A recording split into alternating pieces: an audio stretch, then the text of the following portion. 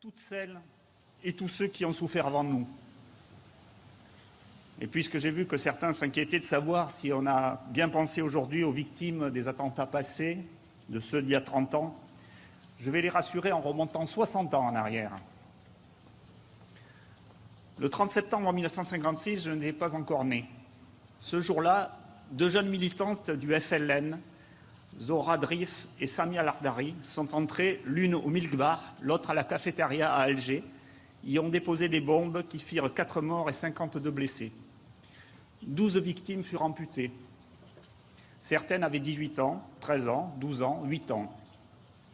Ce jour-là, j'étais encore dans le ventre de ma mère, mais cette scène, je l'ai pourtant vue, parce qu'elle est reconstituée dans le magistral film « La bataille d'Alger » du cinéaste italien Gillo Pontecorvo.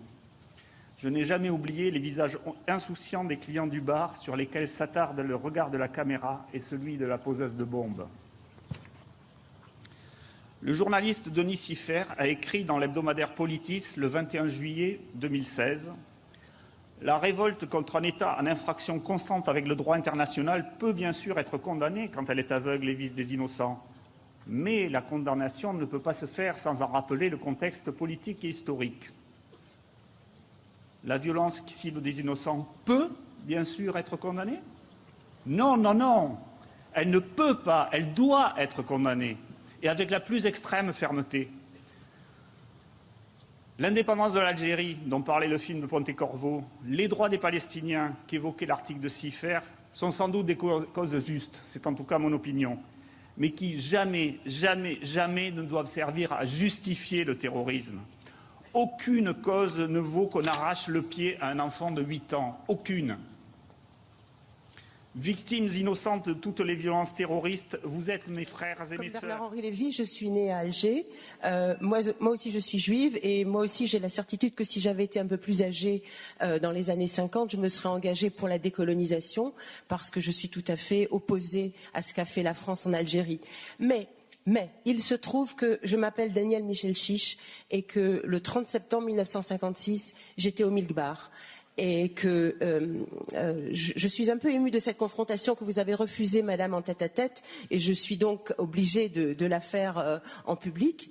Mais je dois vous dire que oui, vous avez tué ma grand-mère et vous m'avez arraché une jambe. Alors je le dis sans haine, sans colère, sans désir de revanche, car j'ai fait du chemin, j'ai écrit un livre à ce propos, j'ai fait beaucoup de chemin, à la fois parce que je comprends votre lutte et parce que moi j'ai fait un chemin personnel qui m'a permis d'avoir une vie par ailleurs très heureuse, mais si, Madame, vous reconnaissiez que ce geste est un geste meurtrier, si justifié soit-il, encore une fois, votre cause était juste, mais si vous reconnaissiez que c'était un meurtre, car ça l'était, ma grand-mère n'avait rien à voir avec les colons que vous combattiez. Si vous reconnaissiez ça, vous en sortiriez grandi et nous pourrions attaquer une phase positive du débat entre la France et l'Algérie, car nous pourrions maintenant construire quelque chose sur autre chose que des « oui, j'avais raison, non, c'est moi qui avais raison, vous m'avez fait mal parce que vous m'aviez fait mal avant ». Arrêtons ces mots de cours de récréation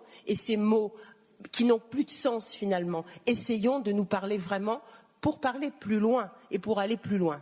Merci. La réponse de Zora Drif. Je vais encore certainement vous choquer, mais très honnêtement. Ce problème, ce n'est pas à moi que vous devez le poser. Posez-le à tous les pouvoirs français qui sont venus à servir mon pays et qui ne m'ont pas laissé. S'il vous plaît. On peut se passer d'applaudissements, c'est pas le moment, je crois. Que celui qui nous a été, je ne sais pas.